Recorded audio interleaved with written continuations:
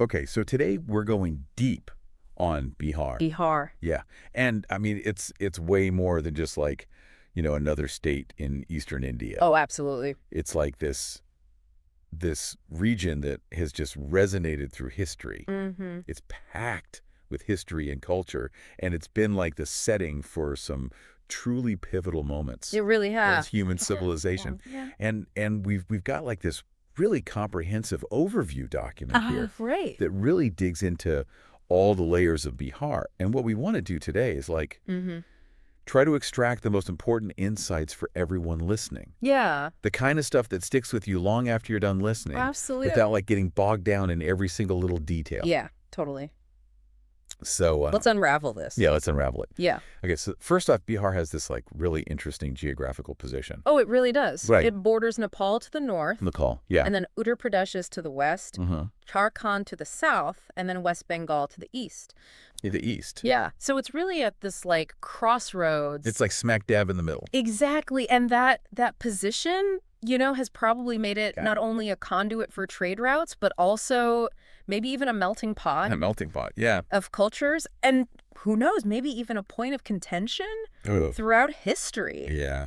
So it'd be interesting to see as we kind of go through this, Yes. how this placement might have like shaped the art and language and the traditions. I think so too, because when you look at the rivers, Yes. it makes sense why it flourished. Mm-hmm. Like you've got the Ganges River. The Ganges? Yeah, it basically cuts the state in half. Yes. And acts as like this central artery. Right. And then you've got all these other important rivers. Yeah. The Kosi Gandak and the Sun. All contributing to these super fertile plains. Super fertile plains. Yeah. So like the fact that there's so much water really explains why agriculture Mm-hmm. has been and continues to be Yes. so central to Bihar's identity. Absolutely. And the document describes most of it as like these flat, fertile plains Okay. with a tropical monsoon climate. Yeah. So this combination really dictates the rhythm of life there, Wow. with wet and dry seasons Yeah. that have shaped the agriculture for centuries. Yeah. Making water management and picking monsoon-dependent crops like rice Yeah. essential to their economy. Okay, so let's go to the heart of Bihar, the capital, Patna. Patna. Yeah, but Patna's story is like It's something else. really something else. It's considered one of the oldest continuously inhabited cities On the planet. on the planet. Think about it. I'm trying to like The amount of history there. wrap my head around it. Yeah. I like all that history within its boundaries. Mm-hmm. What can we learn from studying a city that's been around for so long? I mean, that kind of longevity gives you a really unique perspective on Indian history. Yeah. Think about all the empires that rose and fell while Patna persisted initially as Pataliputra. That kind of continuity, Yeah. makes you think there are secrets buried there. Oh, yeah. Under the modern streets, offering archaeologists and historians Wow. this incredible living laboratory. That's amazing. Yeah. And beyond Patna, Okay. the overview also mentions these other urban centers, Okay. Gaya, Bhagalpur, Muzaffarpur, Okay. and Darbhanga. Got it. So it's not just Patna. It's not just Patna. This spread of population suggests a kind of dynamism Right. that isn't just concentrated in the capital. And speaking of history, Yes, Bihar's ancient history is really where it grabs your attention. it does. We're talking about the Magadh region, The Magadh region. the birthplace of the Maurya Empire. Founded by Chandragupta Maurya. Chandragupta Maurya, that's right. And then you have Emperor Ashoka, Emperor Ashoka. whose influence stretched across the subcontinent and beyond. Yeah. He governed from Patna, Yeah. and famously promoted Buddhism. And that's what's so fascinating to me. The roots of major world religions are embedded in Bihar's soil. They really are, and Bihar isn't just associated with Buddhism and Jainism, Right. it's where they originated. Yeah. Gautama Buddha reached enlightenment in Bodh Gaya, Wow. transforming it into like the ultimate pilgrimage site Wow. for Buddhists globally. Yeah. And then there's Vaishali, Okay. which is super important to Jains Right. because it's the birthplace of Lord Mahavira. That's amazing. It's pretty extraordinary to have all these spiritual origins. In one region. Yeah, in one region. And the story doesn't just end there. No, it doesn't. Bihar stayed important through the medieval period. Yeah, it was part of the Delhi Sultanate and the Mughal Empire. Yeah. And even during British colonial rule, Yeah. it was a vital hub for agricultural production. Wow. So it's like this long, unbroken thread of historical significance. It's amazing. It really is, and that historical continuity has shaped the vibrant cultural mosaic that we see in Bihar today. You can see the layers of influence that built up over centuries just in the languages spoken. Okay. So while Hindi is the official language, you also have widely spoken languages like Maithili, Bhojpuri Magahi, and Anjika. Wow. This linguistic diversity hints at the complex interplay of different communities and historical migrations within the region. Yeah, and then you have the festivals. The festivals, yes. Which really show you the heart of Bihari culture. Exactly. Katha Puja, dedicated to the sun god, really stands out as a unique and significant festival. Yeah. It's specific to this region. Very much so. And then, of course, you have the major festivals like Diwali Eid and Holi. All celebrated with so much enthusiasm. So much enthusiasm. Really highlighting the diverse social fabric of the state. Absolutely. And no discussion about culture would be complete without mentioning The food. The food. Yeah. Iconic Bihari dishes like Litti Chokha Litti Chokha and Sattu Paratha. Sattu Paratha. They offer a truly authentic taste of the region. Yeah. And for those with a sweet tooth, Kaja and Dakua are a must-try. Okay, I'll have to look those up. Yeah, these culinary traditions are just so intertwined with Bihari identity and offer a tangible link to the past. Totally. And let's not forget the traditional dance and music. Oh, yes. Folk dances like Badija and Shihia, accompanied by the rhythms of the dolak and tabla. Yes. They show off the artistic spirit of Bihar. It's such a multifaceted cultural landscape. It really is. So turning to the economy, the document confirms that agriculture is still the main sector. Right. And as we talked about earlier, with those fertile plains, key crops like rice, wheat, sugarcane, and maize are central to the state's economy.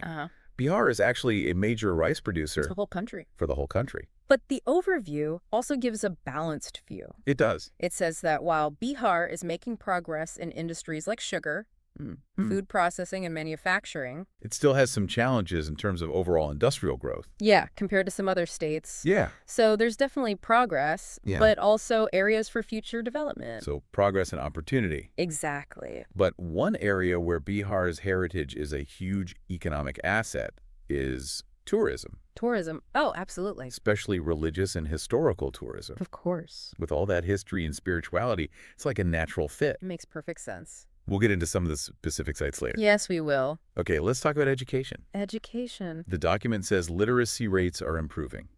That's good. Yeah, it's really encouraging. It is. But it also says there are challenges. There are. With educational infrastructure. Right. And the quality of education provided. Yeah, so it's moving forward, but there are still needs. So it's a mixed bag. It is, but there are some really important institutions in Bihar. Okay. Patna University is one of the oldest in India. Wow. And it's still a really important center of learning. Wow, that's amazing. And then there's the modern Nalanda University. Nalanda University. Which is a powerful symbol. It's like a direct connection to that ancient global legacy of learning. And intellectual pursuit. And there's also Magadh University and other regional universities. So they're clearly committed to higher education across the state. Okay, let's shift gears to politics. Politics. The document says it's a complex landscape with strong regional parties having a big influence. Yeah, the main players are the Janata Dal United. The JDU. Yes, the Rashtriya Janata Dal. The RJD. And the Bharatiya Janata Party.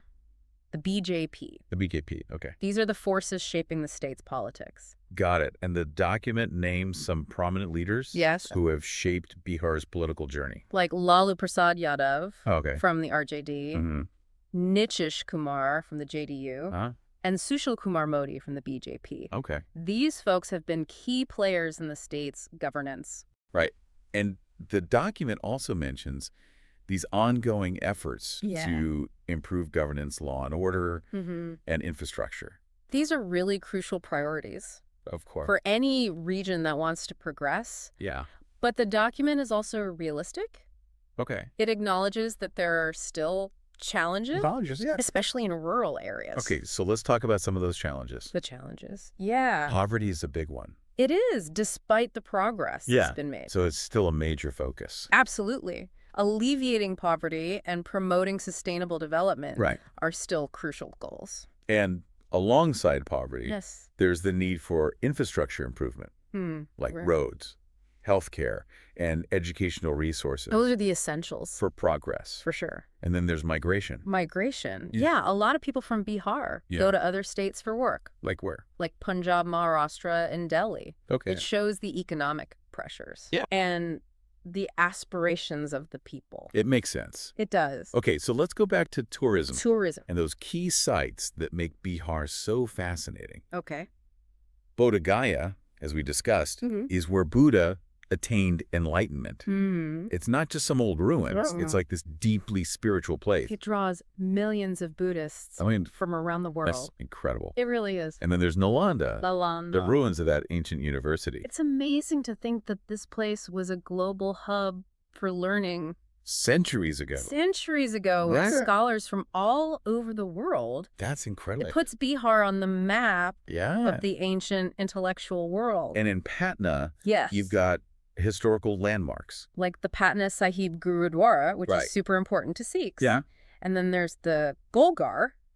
This historical granary with a really unique design. It shows how much history is layered. In Patna itself. It does. And lastly, there's Vaishali. Vaishali. Which is really important to Jains. Yeah, it's the birthplace of Lord Mahavira. So between Bodh Gaya, Nalanda Patna Sahib, and Vaishali. Bihar's appeal for religious and historical tourism is huge. It really is. It's got something for everyone. Exactly. Encompassing major world faiths and important periods of Indian history. So as we wrap up this deep dive on Bihar, what stands out to you? I mean, to me, it's the mix of this incredibly deep history and spiritual legacy with a vibrant and diverse culture, a strong agricultural base, and this ambition for the future, even with the challenges. It's a great summary. Thanks. Bihar's impact on India and the world is undeniable. No doubt. It's shaped philosophical and spiritual thought in really profound ways. And as it develops, that heritage isn't just a memory. It's a powerful asset. And a source of so much potential. Totally, especially for cultural preservation and tourism. It makes you think about how ancient Bihar is still echoing in the India we see today. And it's exciting to think about how its unique culture can drive future growth in areas like tourism and education. It's a region where the past informs the present and will shape the future. It's truly a fascinating region. It is. And it leaves us with a lot to think about. It does. Like, how will Bihar navigate these modern challenges while still preserving its rich cultural heritage? It's a big question. It is, and that's something for everyone to consider as they learn more about this incredible state. Absolutely. Bihar. A land of ancient wisdom. And modern possibilities. Until next time. See you then. Bye.